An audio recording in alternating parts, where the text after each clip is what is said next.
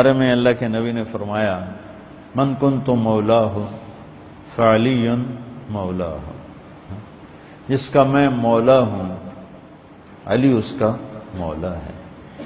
اور یہاں مولا سے مراد دوست نہیں ہے، یہ ہم دوست کا ترجمہ کرتے ہیں آقا، سردار، جس کا میں سردار ہوں علی اس کے سردار ہیں۔ اس کے پیچھے ایک کافی پس منظر میں بہت سی چیزیں ہیں، ان کی صفائی کرنے کے لیے میرے نبی نے غدیر خم پر یہ حدیث بیان فرمائی خطبے میں کہ جس کا میں مولا ہوں اس کا علی مولا ہے۔ تو یہ چند دن پہلے مجھے خیال آیا کہ ہمیں حضرت علی نہیں کہنا چاہیے، ہمیں مولا علی کہنا چاہیے، کہ میرے نبی ہمیں ان کو ہمارا مولا بنا کے گئے ہیں۔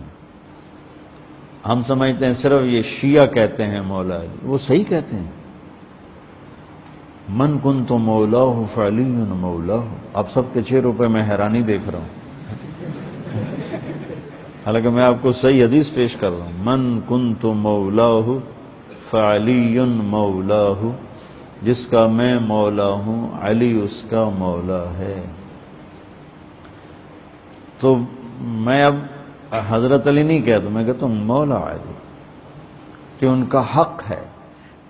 جیسے ہر صحابی کی بعض خصوصیات ہیں جو دوسرے میں نہیں۔